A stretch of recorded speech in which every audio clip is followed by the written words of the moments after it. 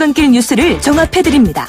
깊이 있는 뉴스 YTN FM 출발 새아침. 신율의 출발 새아침 3부 순서 시작합니다. 제가 오늘 방송 서두에 또 말씀을 드렸습니다만 서울 오페산 터널 인근에서 발생했던 총격전 사고의 여진이 아직도 가시지 않고 있습니다. 많은 분들이 충격을 받고 계시고요.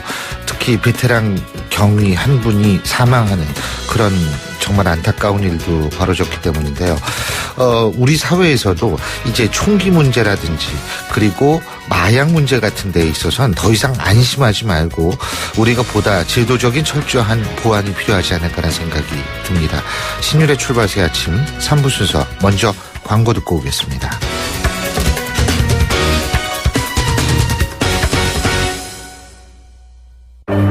날이 화창하거나 비가 내리거나 눈이 내려도 나는 망설이지 않는다. 판단하기 전에 눈이 먼저 반응하는 브랜드 잭필드.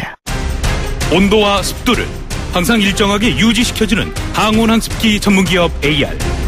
전산센터, 반도체 공장, 미술관, 박물관, 귀중품 보관실을 30년 축적된 기술로 AR이 지켜드립니다. 24시간 확실한 서비스 보장 031-497-0561. 아유, 세 단계 종이 또 걸렸어? 정말 재본하나 하려다가 미치겠네. 내가 진작 현대오피스로 바꾸라니까. 오늘 다 날 셀 거야. 이제 스트레스 받지 마세요. 사무기기 전문기업 현대오피스가 책임지겠습니다. 사무기기의 올바른 기준 현대오피스 페이스 도르코 면도기. 도르코 면도기 감사 이벤트. 도르코 면도기를 구매하시면 총 5천만 원 상당의 경품이 팡팡. 10월 1일부터 11월 30일까지 자세한 사항은 도르코 페이스 홈페이지를 참조하세요. The Shaving Innovator, Dorco Pace. 거울아, 이 세상에서 누가 제일 예쁘니? 2588 박서연. 어머, 내가? 하긴 고객님들이 대리운전 부르면서 예쁜 서연이 목소리 듣고 집에 가야지 라고들 하셔. 너 잘났다 너 잘났어 2588 꽃보다 박서연 2588. 송곳 같은 말, 허무한 말, 우리가 주목해야 될 말을 전해드립니다. 왁자지껄, 말.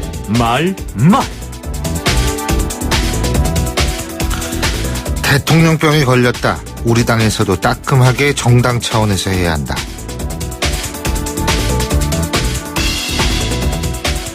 새누리당 정우택 의원이 일부 광역단체장들의 대권 행보를 비판하면서 한 얘기입니다. 광역단체장들의 이런 행보를 비판할 소지는 있습니다. 우선 광역단체장들이 대권에 도전하게 되면 지방행정의 공백을 메워야 하는 문제가 발생합니다. 그리고 이런 이유에서 해당 지역 주민들에게 본의 아닌 피해가 발생할 수 있습니다. 하지만 민주주의 국가에서 대권에 도전하겠다는 걸 또 막을 수는 없습니다. 이 법규에 위반되는 사안은 아니기 때문인데요. 그래서 드는 생각인데 이런 현상은 제도적 보완에 의해서 막을 수 있을 겁니다. 다시 말해서 지방자치단체장이 되면 임기가 끝나기 전에는 다른 선거에 출마해서는 안 된다.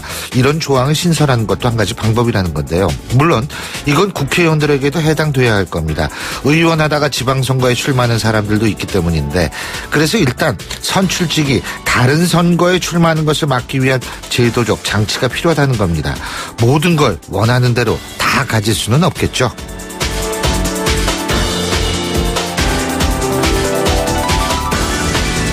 게임이 끝나기도 전에 징징거리네요. 질 것 같으니까 누군가를 비난하는데 대통령이 될 자질이 없다는 겁니다.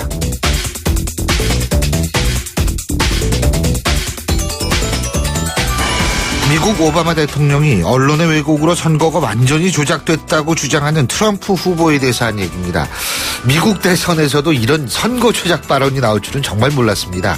미국의 경우는 제도가 안정적이고 그래서 제도에 대한 신뢰가 상당한 수준이라고 평가받고 있기 때문인데요. 그런데 이런 제도적 안정성이 특정 후보에 의해서 공격당하는 걸 상상하기는 힘들었다는 겁니다. 이런 이유에서 이번 미국 대선은 여러모로 특이합니다. 하지만 분명한 점은 대선 후보 한 명에 의해서 지금까지 존재해왔던 제도적 안정성이 한 번에 헤쳐질 것이라고는 생각하지 않는다는 겁니다. 오랜 시간 동안 쌓여진 제도에 대한 신뢰가 특정이나 발언과 주장으로는 무너지지 않을 것이기 때문입니다. 이런 발언을 하고 있는 후보가 오히려 안타깝게 보이는 이유입니다. 오늘 있을 미국 대선 후보 토론에서는 또 어떤 얘기들이 나올지 궁금해집니다. 지금까지 말말말이었습니다.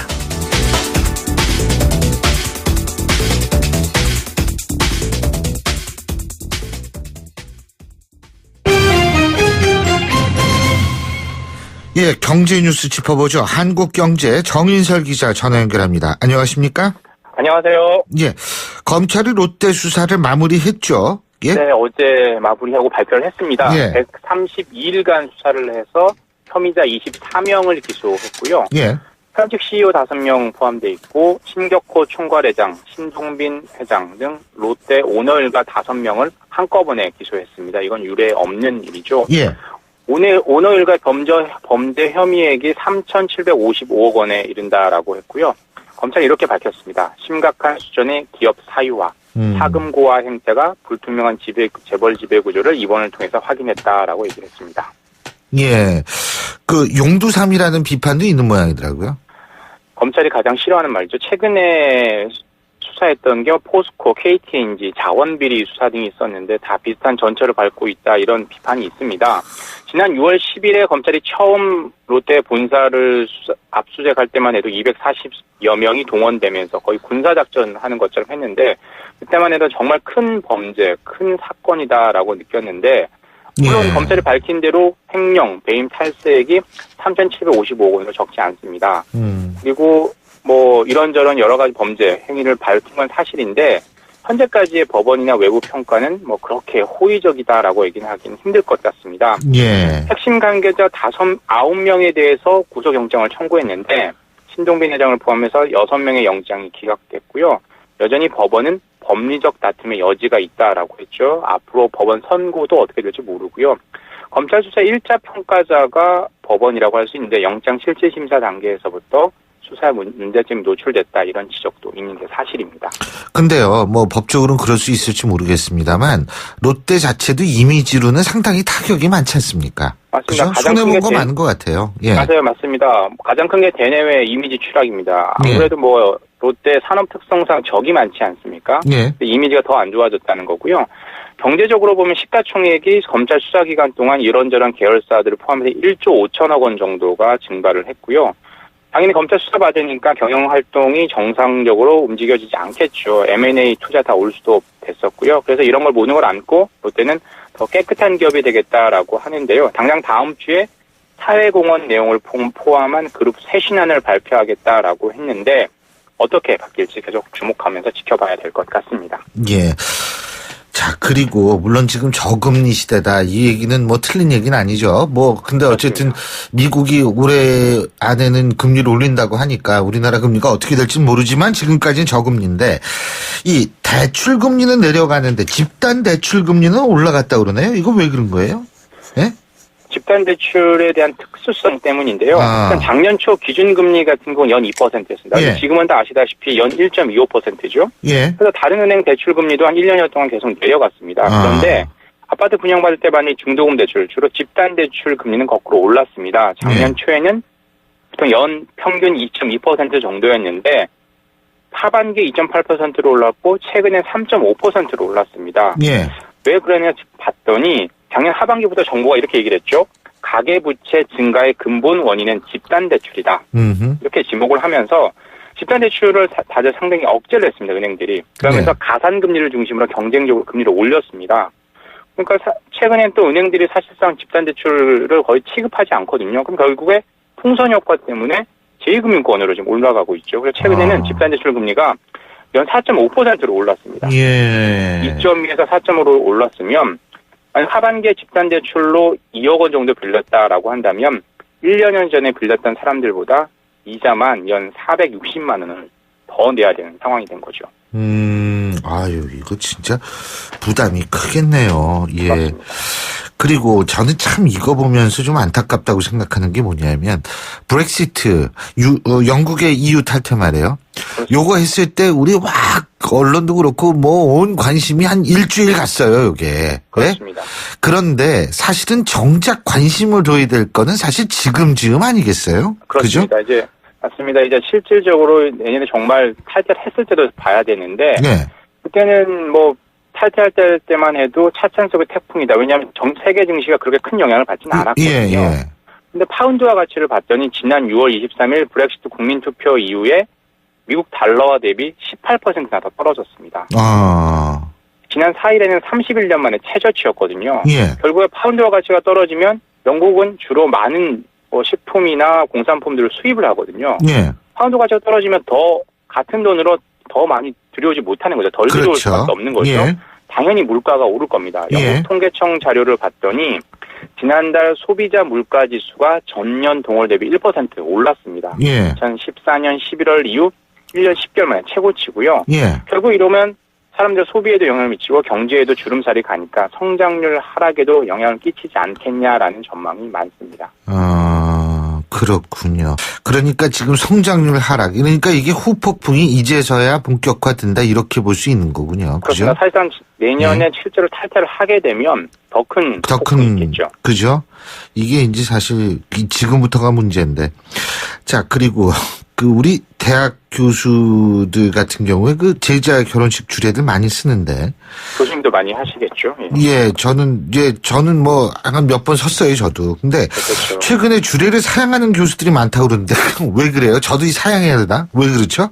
네, 김영란법, 청탁금지법 때문에 그런데요. 주례도 청탁이에요? 아니잖아요. 네, 근데 그게 지금 논란이 된다는 거죠. 뭐냐면, 보통 대학 교수님들 같은 경우 외부 강연하면, 김영란법 때문에 이제 사전에 해당 학교에 신고를 해야 되잖아요. 맞습니다. 김영란법에 그렇게 적용되어 있기 때문에 그런데 주례도 외부 강연처럼 사전에 신고해야 하는지가 논란인 겁니다.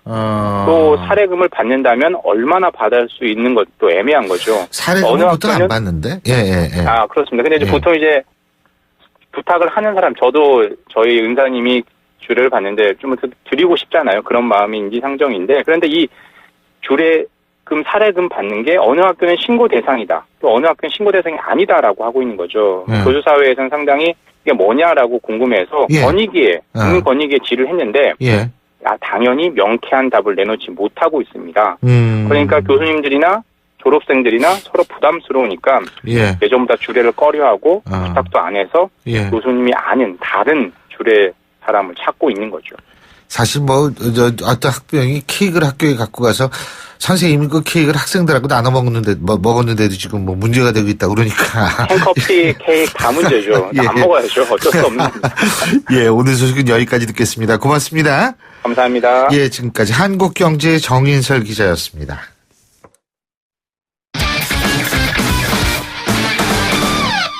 자, 스포츠 소식 알아보겠습니다. 최동훈 스포츠 평론가 연결하죠. 안녕하십니까? 예, 안녕하세요. 전북 현대가 아시아 최고의 클럽팀을 가리는 대회죠. 아시아 축구연맹 챔피언스 리그 결승전에 진출했어요. 예? 이 전북 현대가 어제 아시아 축구연맹 챔피언스 리그 4강 2차전에서 FC 서울에 1대2로 패했거든요. 예. 그런데 1, 2차전 합계 점수에서 5대3으로 승리하게 되면서 결승전에 진출했습니다. 예. 지난 2006년 이후에 10년 만에 아시아 축구 정상의 자리에 다시 도전하게 된 거고요. 예. 1차전에서 전북이 서울을 4대1로 이겼기 때문에 어느 정도 이 결승 진출은 예상은 됐었는데, 이 3골차 이상의 승리를 거둬야지 되는 FC 서울도 어제 이 신락 같은 희망을 안고도 최선을 다했거든요. 서울로서는 어제 경기 전까지 올 시즌 4전 전패를 기록했던 전북을 상대로 그나마 1승을 거뒀다. 이 점에서 좀 위안이 되는 그런 경기 결과였습니다. 근데 이 대회에서 2006년인가요? 전북이 우승한 적이 있죠. 그죠? 예, 맞습니다. 예. 그러니까 이제 10년 만에 다시 이제 우승컵을 찾아올 수 있는 기회를 맞이한 거거든요. 2006년에 이 전북이 우승을 차지했고요. 2011년 결승전에서는 이 카타르의 알사드에 패해서 우승에 실패한 적이 있습니다.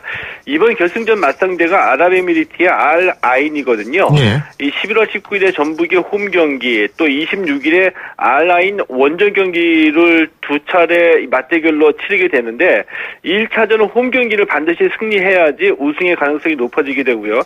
이 전북이 지난해 K리그에서 우승을 차지한 팀인데 K리그 우승을 차지했는데도 이 김신욱 선수하고 브라질 출신의 로페즈 선수를 영입할 정도로 이 챔피언스리그 우승에 강한 집착을 갖고 있거든요. 예. 이 K리그하고 챔피언스리그 우승 이 두 마리 토끼를 잡을 수 있을지 지금 축구 팬들의 관심이 모아지고 있습니다. 그렇군요. 그리고 그 프로야구 말이에요. 예. 플레이오프 NC하고 LG 내일 시작하죠? 그렇습니다. 예. 그렇죠. 내일부터죠. 예, 예. 근데 NC가 그 승부조작 혐의로 받고 있는 이재학 선수를 플레이오프에 출전시키지 않겠다. 지금 이렇게 밝힌 모양이에요. 예. 이 NC가 이재학 선수를 플레이오프에 출전시키지 않기로 결정했습니다. 어제 예. 그 NC 이태일 사장이 이 플레이오프에 임하는 NC 다이노스의 입장이라는 보도자료를 냈거든요. 여기에서 이 많은 고민을 했는데 이 승부조작 의혹을 받고 있는 이재학 선수를 엔트리에서 제외키로 했다 이렇게 밝혔습니다. 예. 이재학 선수가 지난 8월에 승부조작 혐의로 경찰에 참고인 조사를 받았고요. 예. 이번 달 말쯤에 경찰이 수사 결과를 발표할 예정입니다. NC 같은 경우에는 이미 그 이태양 선수가 이 승부 조작으로 인해서 징역 10월, 집행유예 2년, 추징금 2천만 원을 선고받았고요. 예. 이번 달 7일에는 경찰이 NC 구단 사무실을 압수수색하기도 했습니다. 이태일 사장이 이 최종 수사 결과가 나오지 않았기 때문에 중요한 경기를 앞두고 결정을 내리기가 어려웠는데 예. 이런 이 승부조작 수사와 관련한 논란을 야구 축제의 장으로 가져오는 것은 팬에 대한 예의가 아니다. 이렇게 이재학 선수 결정에 대한 배경을 설명을 했습니다. 예, 그렇군요. 자, 그리고 프로농구는 모레 개막하죠? 예? 어제 예, 미디어 그렇습니다. 데이가 있었다고 그러던데요? 예. 이 모레 프로농구가 개막했거든요. 말씀하신 대로 어제 미디어 데이가 열렸고요.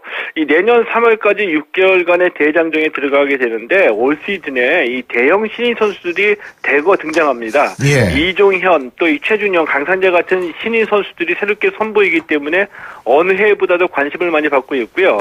이 프로농구 10개 팀 감독은 오리온을 우승팀으로 지목했습니다. 예. 팀당 54경기씩 정규리그를 치르고요. 여기에서 플레이오프 6강, 4강전을 거쳐서 챔피언 결정전에서 우승팀을 가리게 됩니다. 예, 잘 알겠습니다. 예, 오늘 소식 여기까지 듣죠. 고맙습니다. 예, 고맙습니다. 예, 지금까지 최동훈 스포츠 평론가였고요. 신율의 출발 새 아침 3부 순서 여기서 줄입니다. 잠시 뒤 4부에서 뵙죠. 안녕하세요. 배우 공연주입니다. 15살의 여러분은 어떤 꿈을 꾸는 아이였나요? 제가 케냐에서 만난 15살 소녀 도린의 꿈은 의사가 되는 것인데요. 학교에 가는 것을 무척 좋아하는 도린이 학교를 빠질 수밖에 없는 이유는 단지 여자로 태어났기 때문입니다. 우리와 너무 다른 그동안 말하지 못한 소녀들의 이야기 궁금하지 않으세요?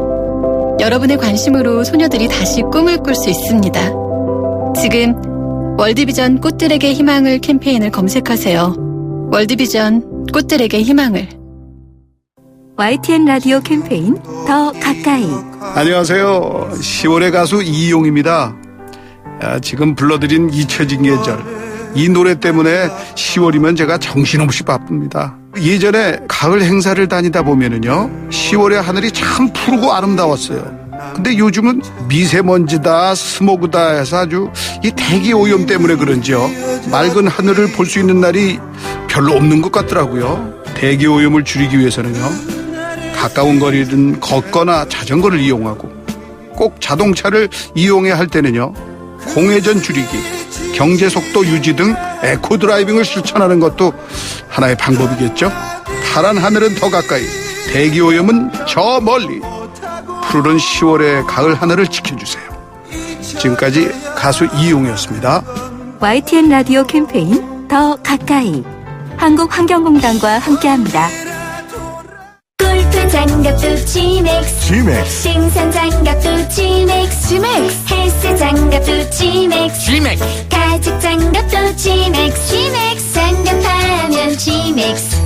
대한민국 지넥스 30년 한길 범양 글러브가 만듭니다. 글러브 맥스. 지넥스. 날카로운 분석, 내일을 보는 시선, 신율의 출발 새 아침. 신율의 출발 새 아침 4부 순서 먼저 광고 듣고 오겠습니다. 워터 소믈리에 김하늘이 추천하는 서머스.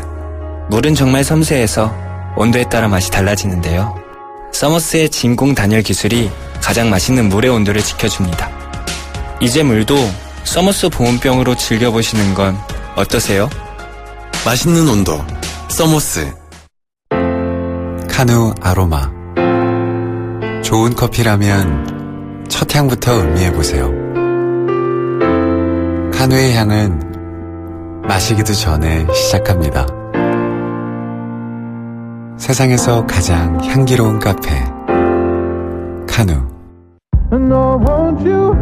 샘 스미스의 Stay With Me V20로 들어보겠습니다. 원음을 선명하게 되살리는 4개의 DAC와 전후면 광각 카메라로 새로움을 플레이하다. LG V20. 미세먼지로 고통받는 아이들에게 콘덴싱이 옳았다. 살 곳을 잃어가는 북극곰에게 콘덴싱이 옳았다. 친환경 보일러를 만들겠다는 28년 전 그 선택. 콘덴싱 28년 국가대표 보일러. 2015년 금감원 공시 매출액 1위. 피부 겉에만 머문다면 아름다움은 겉돈다. 밀착 시트 기술이 겉에서, 하얀 단백질 세럼이 속에서 이중으로 지켜주는 이유. 한 장, 그 이상의 차이. 마스크 사이언스 메디힐. 자동차 살 땐 모델, 연식, 배기량, 연비, 컬러 이렇게 챙기면서 자동차 금융은 왜 직접 안 챙기세요? 그러게. 직접 챙기면 편리하고 저렴해집니다. 어디서 차를 사든 자동차 금융은 삼성카드 다이렉트 오토. 연체율 등 자세한 이용 조건 및 혜택사항 홈페이지 참고. 과도한 빚 고통의 시작입니다. 돌고래의 삐 소리, 기계의 끼 소리, 벌레의 웽 소리. 내 귀에만 들리는 이런 소음들. 이명으로 고통받고 계신가요? 이제 참지 말고 실비도 하세요. 식약처허가 이명 단리 증상 일반 의약품. 신경 쓰이는 이명엔 실비도. 태전그룹 AOK. 진물 상처엔 톡톡 뿌려요. 진물은 잡아주고 새살은 솔솔. 톡톡 뿌려요. 자전거, 등산, 캠핑에도 챙기세요. 뿌리는 상처 치료제 마데카솔 분말. 톡톡 뿌리세요. 상처에 참 좋은 선택. 마데카솔 분말. 연고는 마데카솔 케어. KB 차차차 삼행시. 차 살 때 허위 매물엔 헛걸음 보상. 차 팔 때도 변동 없는 매도가 보장. 차 사고 만변에도 환불 보장. 이게 바로 차차차 3대 서비스. KB 캐피탈이 만든 중고차 국민시세 KB 차차차. 환불 조건 등 자세한 사항은 홈페이지 참조. 좋은 집은 좋은 사람들이 먼저 알아보고 좋은 사람들이 모인 곳은 좋은 마을이 됩니다. 고층 한간 조망 테라스 하우스로 1차부터 인정받은 다산 신도시 대단지 브랜드타운. 다산에서 좋은 마을 금강 펜테리움 리버테라스 2차입니다. 1899-5733 금강주택 모델하우스 오픈 중. 예, 벌써 목요일이 됐네요. 목요일 아침 8시 32분 02초 지나고 있는데요. 자, 교통정보 알아보겠습니다. 박화영 캐스터. 네, 신율의 출발새 아침 교통정보입니다. 오늘 아침은 안개가 자욱한 가운데 특히 경인 지역 서울 외곽순환고속도로 위로도 아직도 안개가 자리하는데요. 노우지 분기점에서 부천 송내까지 밀려서 인천에서 부천 쪽으로 가기 어렵고요. 판교에서 구리 방향으로는 하기 분기점에서 청계터널까지 밀려서 서울 외곽순환고속도로 의왕 지역을 더디게 빠집니다. 그리고 서울이나 경기권으로는 안개가 좀 거쳐가는데 충청북도 구간으로는 아직도 안개가 짙습니다. 그 사이로 사고 소식도 들립니다. 중부고속도로 하남 쪽으로 진천터널 부근 1차로에 승용차 관련 사고가 있었습니다. 오늘 하루도 활기찬 하루 보내시고요. 신일의 출발새 아침 교통정보였습니다.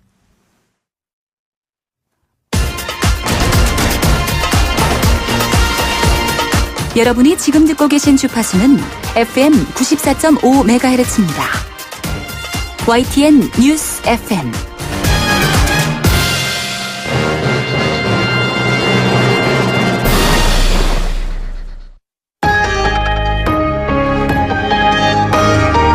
위기의 한국 경제. 하지만 해법은 있습니다. 우리 경제에 또 다른 도약을 준비하는 코너. 출발 새 아침 경제 빅 이슈.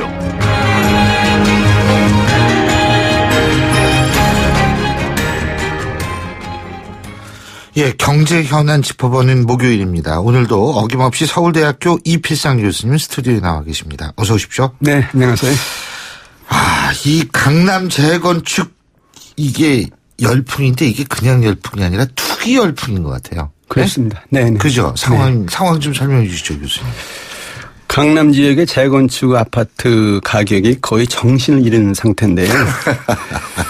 그 분양 가격이 3.3제곱미터당 4천만 원이 넘었습니다. 그렇다 보니까 재건축 대상인 기존 아파트 가격이 3.3미터당 8천만 원이 넘는 것도 있습니다. 예. 가장 큰 문제는 아파트 분양권을 자유롭게 전매할 수 있다는 것인데요. 그러니까 일단 분양만 받으면 수억 원의 이익을 손에 쥘 수 있다는 겁니다. 예. 그래서 재건축을 분양했다 하면은 청약 경쟁률이 수백 대 1 정도 됩니다. 특히 문제는 금리가 싸고 대출 규제가 풀려 있으니까요. 그러니까 누구나 싼 금리로 돈을 빌려서 재건축 아파트에 투자를 하면은 큰 돈을 벌 수 있는 잔치판이 벌어지고 있다는 것이거든요.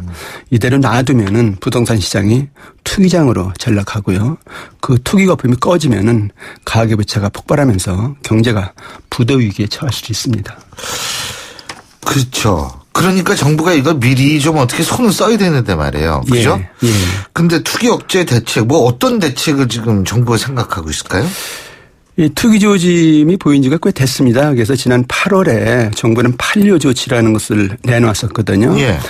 그 조치의 주요 내용은 이제 주택 공급 물량을 이제 줄이겠다는 것인데, 그래서 올해 원래는 12만 9천 가구 정도를 공급할 예정이었었는데 그걸 7만 5천 가구 정도를 줄이겠다. 그리고 이제 중도금 대출 심사도 좀 강화하겠다. 이런 것이 주요 내용이었습니다. 그런데 그 8.25 조치가 거꾸로 강남 부동산 투기 열풍에 휘발유를 끼얹는 격이 됐습니다. 왜냐하면 공급량을 줄인다고 하니까 그러면 아파트값 오르는 거다 해서 강남의 아파트 가격이 아주 급등을 하는 그런 현상이 나타났습니다. 예. 그래서 이제 이건 안 되겠다 해가지고 이제 최근에 좀 강력한 조치를 이제 추진하겠다 이렇게 정부가 지금 입장을 밝히고 있는데요.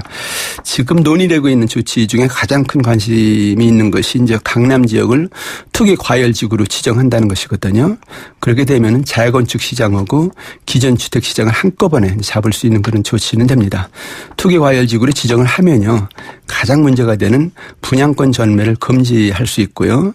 또 LTV, DTI 같은 대출 규제를 강화를 해서 가계부채를. 그 지역만요. 그렇죠. 예, 그럼요. 예. 가계부채를 막을 수도 있습니다. 또 여기 이제 양도세 같은 것도 이제 10% 이상 추가해서 세금도 더 얻을 수 있고요. 그래서 이제 부동산 투기를 진정시키는 아주 효과적인 수단이다 이렇게 이제 볼 수가 있기 때문에 정부가 이 방안을 놓고 지금 심사숙고 중인 것으로 알려지고 있습니다. 그렇군요. 근데 지금 정부가 보금자리론하고 중도금 대출 요거는 사실상 막은 거거든요. 그죠? 그렇습니다. 예. 그런데 이게 서민들만 손해다 이런 얘기가 많더라고요. 예, 그렇습니다. 그 보금자리론은 서민들이 내 집 마련을 돕기 위해서 마련한 대출 제도인데요. 예. 만기 10년 기준으로 금리가 고정금리 2.38% 정도 됩니다. 예. 그런데 그 올해 그 보금자리론 설정한 규모가 6조 원인데 이것이 벌써 다 소진이 됐습니다. 그리고 이제 최근에 이렇게 부동산 투기 열풍이 보니까 이걸 좀 줄여야 되겠다 해서 대출 요건을 정부가 아주 까다롭게 했죠. 그래서 과거에는 주택 가격이 9억 원 이하면은 이제 대출을 신청할 수가 있었는데 그걸 3억 원 이하로 이제 축소를 했고요. 또 주택 가격이 3억 원 미만이라도 부부 합산 소득이 6천만 원이면 그 이용이 불가능합니다. 사실상 보금자리론은 중단한 것이다 이렇게 볼 수밖에 없고요. 또 하나 여기 문제는 뭐냐면은 아파트 재건축을 할 때 필수적인 것이 중도금 대출이거든요. 이거 지금 제한하고 있습니다. 정부의 이제 강력한 대출 억제 정책에 따라서 시중은행들이 신규 대출을 거의 지금 중단한 상태거든요. 그러니까 건설회사들이 중도금을 대출을 받아야 되는데 이게 빌릴 데가 없어서 지금 전전긍긍하고 있다는 건데 이렇게 되니까 실수요자인 서민들만 손해라는 것이죠. 특히 이제 보금자리론만 바라보고 내 집 마련하겠다 이렇게 꿈을 키우던 사람들이 완전히 이제 결국 절망을 하게 될 수밖에 없고요. 또 이미 분양을 받은 상태에서 공사는 진행 중인데 건설회사가 중도금 대출을 못 받으니까 이제 제2금융권으로 가면서 금리가 높아지고 있거든요. 예. 또 그것도 이렇게 제대로 잘 안 되고 있으니까 혼란이 아주 큽니다. 그래서 정부 정책이 서민을 도와주다가 오히려 서민을 골탕 먹이는 것이 아니냐 이런 어떤 비판도 나오고 있습니다. 근데 사실 이 정부도 고민이 될 게요. 이거 뭐 예를 들면 가계부채 이 폭탄 이런 거는 사실 막아야 되는데 네. 또 이제 투기도 막아야 되고. 예. 근데 이게 또 투기를 잘못 막으면 경기 침체되고 이런 고민 아니겠어요? 예, 그래서 이제 정부로서는 고민이 상당히 많습니다. 예. 그 강력한 투기 억제 정책을 펴면은 가장 큰 걱정이 그러지 않아도 경기가 주저앉고 있는데 예. 아주 주저앉을 수 있다는 것이거든요. 그렇죠. 지금 우리 경제가 성장률이 2%에서 3%인데 지금 이것 중에서 거의 절반은 건설 경기 때문에 나타나는 겁니다. 그 지난 1분기에 우리 경제 성장률이 2.8%인데 그 중에서 건설 경기가 차지하는 비중이 1.6%포인트입니다. 그러니까 절반이 넘습니다. 예. 그리고 2분기 성장률이 3.3%인데 그 중에서도 건설 부분이 차지하는 비중이 1.6%포인트거든요. 그러니까 만약에 지금 건설 경기가 이제 가라앉는다 이렇게 되면은 그 경제 성장률이 1%대라는 것이거든요. 예. 근데 이런 상태에서 이거 투기 심하다. 그래서 강남 지역을 투기 과열 지구로 지정하자. 이렇게 되면은 강남 지역 부동산 거품이 꺼지면서 전국적으로 건설 경기가 위축될 수 있다는 것이거든요. 이렇게 되면 이제 결국 그 경제가 성장 동력이 꺼지면서 큰 어떤 고통을 내는데 여기서 특히 문제는 그 지금 벼랑간 부동산 투기 때문에 억제 정책을 내놓으면은 이제 부동산 시장이 이제 침체하고 부동산 가격이 떨어지니까요. 가계 부채가 폭발할 수 있다는 겁니다.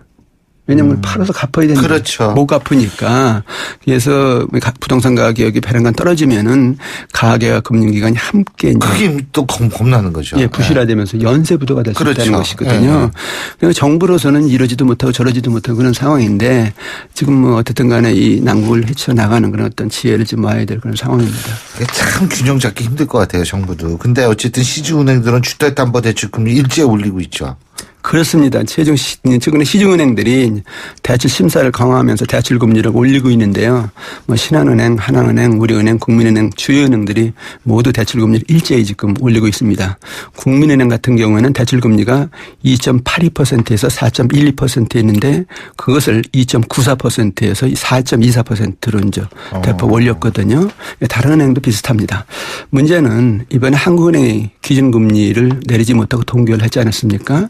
그리고 12월에는 미국이 금리를 올린다는 것이 기정사실화된 상태거든요. 그러니까 대출금리가 지금 전반적으로 상승세입니다. 예. 그래서 지금도 올리고 있지만 앞으로도 시중은행들이 이제 금리를 계속 올릴 가능성이 크다는 것이죠. 문제는 대출금리가 조금만 올라도요. 가계부채 부담이 상당히 크다는 겁니다. 이자율이 0.25%포인트만 올라도 이자 부담은 10% 정도 증가한다. 이런 어떤 분석이 나오고 있는데 돈으로 따지면은 3조 원이 넘는 돈을 추가 이자로 물어야 되거든요. 근데 이렇게 되면은 결국 대출금리 인상했다. 이쯤 되면 부동산 시장 붕괴하고 가계부채에 부도하면서 이게 맞물리면서 경제가 엄청난 혼란에 빠질 수 있다는 것이거든요. 지금 시중은행들이 대출금리를 올리고 있는데 이것이 결국 경제 부도를 자초한 어떤 뇌관에 불을 지피는 그런 어떤 현상이 나타날 수 있기 때문에 상당히 우리가 주시를 해야 되고요. 시중은행들도 이거 조심스럽게 접근해야 될 것 같습니다. 근데 이제 금리 때문에도 부동산 부동산에 있어서의 가격이 폭락할 수도 있겠지만 이 대출금리 조정으로 근데 주택 공급 과잉으로 또 이게 부동산 가격의 거품이 쫙 빠질 수도 있는 거 아니겠어요? 그게 참 근본적인 문제입니다. 예. 그러니까 아무리 지금 뭐 정책을 펴서 막아간다 할지라도 근본적으로 주택 공급이 과잉이다 보니까 부동산 시장이 궁극적으로는 무너질 수밖에 없는 그런 구조라는 것이거든요. 사실 지금 우리 부동산 시장 보면은 정부의 부양 정책 때문에 들떠 있는 상태입니다. 이런 면에서 이제 정말 이제 주택의 과액 공급이 문제인데 서울은 그 지하건축 아파트 같은 경우에 청약률이 뭐 400대 1이 넘고 이렇게 이제 경쟁이 치열합니다만은 지방은 청약률이 제로입니다. 국토교통부에 따르면요. 지방의 미분양 아파트가 2014년에 2만 500가구 정도였었는데 지난 8월을 숫자를 보면은 4만 1,200가구 2배가 넘거든요. 그러니까 미분양 아파트가 지금 빠른 속도로 증가하고 있다는 건데 이 얘기는 부동산 시장 거품이 지방에서 꺼지기 시작해서 서울로 올라올 수밖에 없는 그런 구조라는 것이거든요. 이렇게 치면은 부동산 시장은 언제건 꺼질 수밖에 없는 거품이다. 뭐 이런 어떤 그래서 우리 경제 시한폭탄이다. 뭐 이런 어떤 인식을 가져야 될 것 같습니다. 예, 오늘 말씀은 여기까지 듣겠습니다. 네. 고맙습니다, 교수님. 예, 감사합니다. 지금까지 고려대학교 총장을 지내신 서울대학교 이필상 교수였습니다. 신율의 출발새 아침 오늘 순서 시작합니다. 오늘 아침 당신이 듣고 싶은 뉴스 94.5MHz YTN 뉴스 FM 신율의 출발 새아침.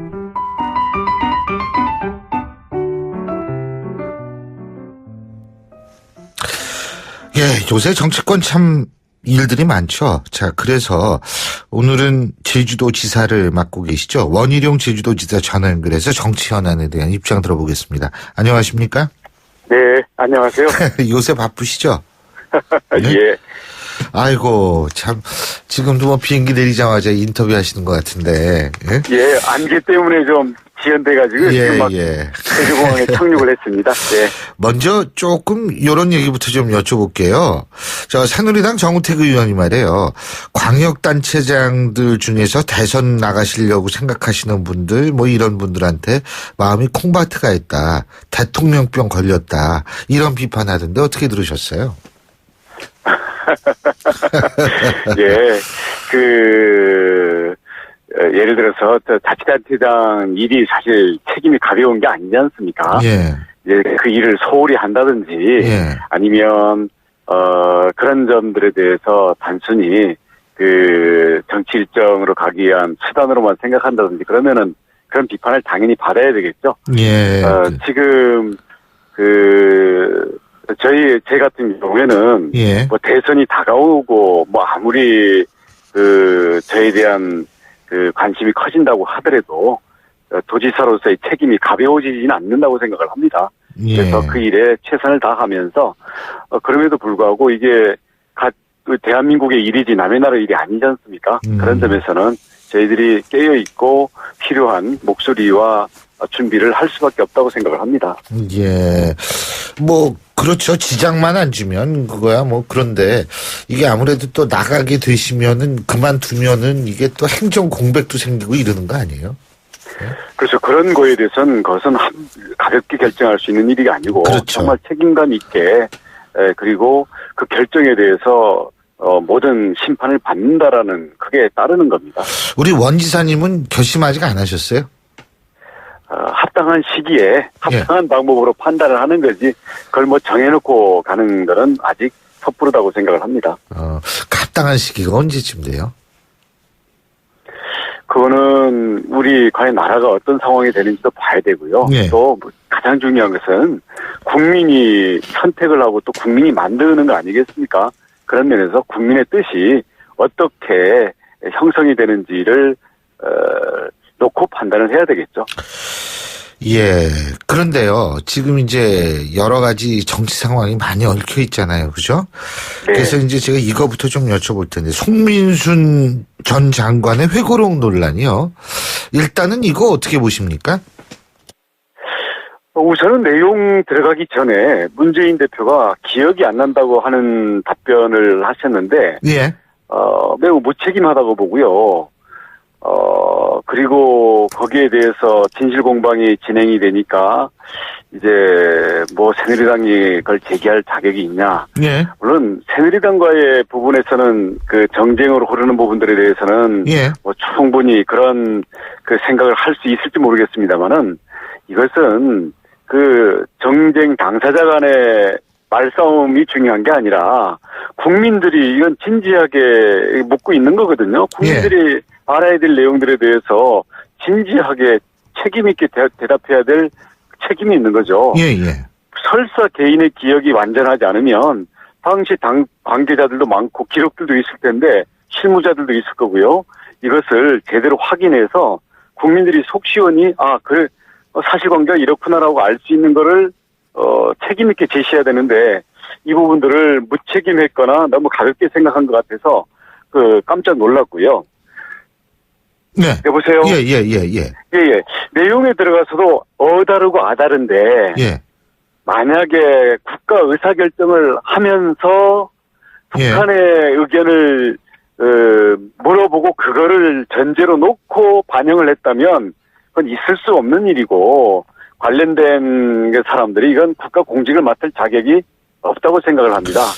만약에 또 당시에 대화 국면이었고 정상회담에 이어서 장관회담이고 북한 측 또 대표가 청와대까지 와서 식사까지 한 상황 아니었습니까? 뭐 그런 상황에서 후속 회담들을 위해서 좀 더 부드럽게 하기 위한 그런 과정에서 물밑에서 오고 가는 거라면 또 이해될 수 있는 측면도 있을 거라고 생각을 합니다. 그렇기 때문에 이 진실관계, 사실관계를 밝혀야 된다. 그죠? 진실을 있는 그대로 밝히고 거기에서 책임질 일이 있으면 책임지고 양해를 구할 일이 있으면 양해를 구하면 되는 거지. 그거를 기억이 안 난다. 왜 그런 걸 자꾸 묻냐. 이것은 너무나 무책임한 태도로 이해가 잘 안 된다고 생각합니다. 문재인 전 대표의 정확한 워딩은 요새 이거예요. 사실관계는 밝힐 만큼 밝혀지지 않았나 이거거든요. 사실관계가 지금 서로 엇갈리고 있지 않습니까? 글쎄, 저도 그래가지고 참 궁금한 게 많은데 어쨌든 남경필 지사는 어제 그러더라고요. 문재인 전 대표 이런 식으로 하면 대통령 자격이 없다. 딱 이렇게 말씀하셨는데 자, 원희룡 지사께서 말씀하세요. 그렇게 지적받아도 마땅하다고 생각합니다. 근데 원희룡 지사께서 어제 문재인 전 대표와도 대연정 가능하다 이런 말씀하셨는 것 같은데요. 네네. 어떻게 이거는 어떤 맥락에서 저희가 이해해야 될까요? 이 부분에 대해서요. 어차피 지금 이 부분이 아니고 안난 거 아니겠습니까? 그렇죠. 이 부분이 아니라 전반적으로 이제 문재인 전 대표의 어떤 리더십이라든지 이런 데 의문을 갖게 되는 경우도 있다. 남경필 지사는 이런 주장을 해서 자격이 없다 이런 말씀을 하셨는데 대연정 얘기가 나와서 여쭤본 거거든요. 그 대연정이라는 것은 1인 대통령에게 모든 권한을 집중시키지 않는다는 걸 전제하는 거 아니겠습니까? 그런 점에서는 국민의 지지를 상당 부분 받고 또 국가 경영을 위해서 많은 부분에 대해서 고민도 하고 또 상당히 준비가 돼 있는 분들에 대해서 서로 간의 역할 분담과 서로 국가 경영을 하는 공동의 원칙과 역할에 대한 협약을 맺고 그 한계 내에서 진행을 하는 거기 때문에 그런 면에서 이게 열려 있다라는 것을 말씀드린 거죠. 그렇군요. 근데 이거는 상황에 따라서 바뀔 수 있는 겁니까? 그러니까 예를 들면 지금 북한 인권 결의안의 기권 결정 과정에 대한 의혹이 어떤 식으로든 나오는데 그게 예를 들면 문재인 전 대표 쪽이 좀 불리하게 나왔다라고 가정을 한다면 그렇게 됐을 때는 어떻게 되는 겁니까? 이 대연정 생각은? 어떤 상황을 미리 가정해서 거기에 대한 결론을 미리 얘기한다는 건 앞서가는 얘기고요. 알겠습니다. 아무튼 문재인 대표는 상당 부분 또 국민들의 지지를 받고 있는 분이기도 한데 국가 지도자가 되겠다는 부분으로서는 보다 진지하고 책임 있는 그리고 정쟁의 상대방만을 의식해서 반응하지 말고 아무리 옆에서 시비를 걸더라도 국민을 중심에 놓고 국민에게 진지하게 대답한다는 마음으로 임하는 것이 저는 기본 자세라고 생각합니다. 알겠습니다. 자, 그리고요. 이것과 관련해서 어제 이병호 국정원장의 발언을 조금 여쭤보겠습니다. 지금 이병호 국정원장은 문재인 전 대표가 북의견을 묻자는 제안을 수용한 것으로 생각한다. 이렇게 지금 얘기를 했는데 이걸 두고요. 지금 여당은 이게 뭐냐 하면 국감장에서의 어떤 공식적인 의견이다. 이렇게 공식적 이 발언이다. 이렇게 얘기를 하고 있고 야당은 이게 사견이다. 자료에 근거하지도 않고 그냥 사견이다 이렇게 나오고 있거든요. 이 부분 어떻게 보십니까? 제가 어저께 국회 상황을 직접 보지는 못했습니다만은 예. 국감장에 국정원장이 가서 증인으로 선서를 했을 때는 예. 아마 사견을 얘기하라고 부른 건 아니지 않겠습니까? 예. 그리고 과연 어떤 근거를 갖고 얘기한 거냐가 결국 문제일 텐데 예. 국정원장이 그와 관련된 당시에 실무 라인들이나 업무 계통에 대한 확인을 거쳐서 왔다고 한다면 그게 근거가 되는 거겠죠. 왜냐하면 자료를 보지 않았다 하더라도 예, 국가 안보회의의 필수 출석 기관이고 또 대북 연락이나 관계에서의 또 상당 부분 실무를 맡고 있는 책임 있는 기관이고 모든 업무가 인수인계돼 있는 거 아니겠습니까? 예, 그 부분에 대해서는 좀 더 명확히 밝혀지면 그에 따라서 판단을 해야 되겠습니다만은 예. 일단은 국감장에서 여야의 의원들이 집중적으로 질문하는 것에 대해서 국정원장으로서 답한 것이기 때문에 예. 기본적인 근거와 책임감을 갖고 한 답변이 아닌가. 그렇게 간주를 해야 된다 이 말씀이시죠. 예. 네. 잘 알겠습니다. 아이고 시간이 벌써 다 됐는데 언제 네. 서울에 올라오시면 제가 한번 스튜디오에 저희가 한번 모실게요. 예. 네. 오랫동안 말씀 좀 들어야겠습니다. 오늘 말씀 잘 들었습니다. 고맙습니다. 네. 고맙습니다. 지금까지 원희룡 제주도지사였고요. 신율의 출발 새 아침 오늘 순서는 여기서 모두 줄이겠습니다. 자, 오늘은 26도까지 올라가는 늦더위를 느낄 수 있는 그런 가을이라고 합니다.